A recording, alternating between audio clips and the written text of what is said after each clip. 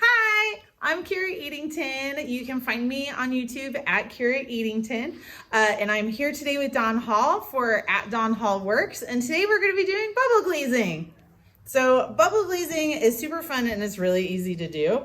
And you can do it in lots of different colors. Today I am doing it with a black underglaze. So you can use different kinds of underglaze and different kinds of soap. You just have to test it out and see, what works best for you. So today I'm using the Saks True Flow, and I just bought some soft soap from the store. So to actually do this, I need an extra cup and a spoon, and you want to try out your own variations of this. So I'm just going to take a scoop of underglaze, and then I'm going to add a little bit of water to it to make it a little bit more liquidy. Now, how much water do you need? I have a very specific amount. I have a bloop. That's how much I do. And then how much soap do I need to add? Again. Oh, wait, it's almost empty. Bloop. That's how much soap I add. So once I have all the magic ingredients in there, I'm gonna spend a little bit of time and I'm gonna mix it, because if it's chunky, it's not gonna work. Now you wanna try to keep not too many bubbles forming, but you're just gonna mix it. Now I already pre-mixed this one because sometimes my underglaze gets a little chunky and I need a little extra mixing. So this one is a good consistency and it's nice and even. So you're gonna need a straw. I highly recommend a clean straw. And you are gonna try to be placing the straw at the very base of your cup for when we go to do the blowing part. Now, depending on how far you tip your cup is gonna change whether the bubbles splatter or whether the bubbles bubble. If you have it straight like this and you try to bubble, a lot of times it'll splash right in your face. Or if you have it tipped too far, it'll pour out the side and you'll get a big old pour spot instead of the bubbles. And sometimes it'll splatter then too. So it's just kind of adjusting and trying to see where you need to keep your cup. So let's go ahead and do some bubbles.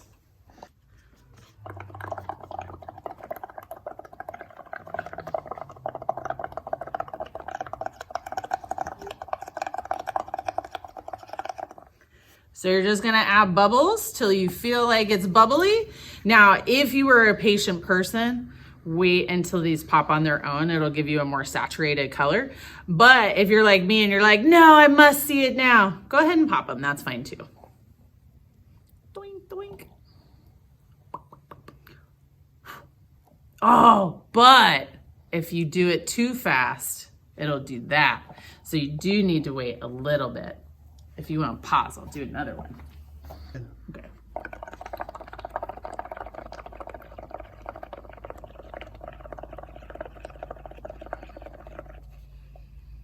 On this one, I'll be more patient.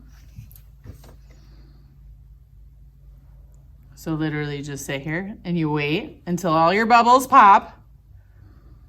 And then once all your bubbles pop, you let it dry. And then you can add any type of transparent glaze, so like a clear glaze. This one's got a clear glaze on it. And you bisque fire it, add your clear glaze, fire it to whatever your normal firing temperature is, and you'll have a bubble glaze. You can do things like layer this over underglaze, so you have a base color, and then you can have this over the top. There's all kinds of different variations that you can do. I know, this is the hard part for me, sitting here waiting for the bubbles to pop. So those are bisque tiles you're putting it on? Yes, you can put it on,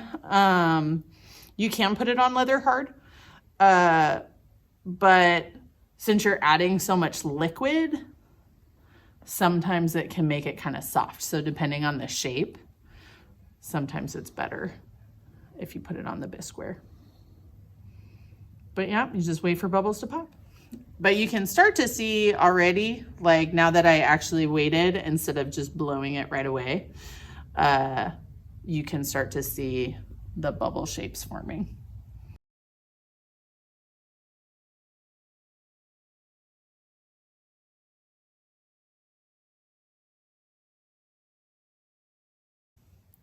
So you can see this one, like this part came out really good. This part right here, that's part of the mix, is like sometimes if you've got lots of underglaze, it'll make some areas, you know, like have the darker background with the lighter background with the dark areas. It just kind of, you never know what you're gonna get. But that's the experiment part. You just gotta try it out and see what you like.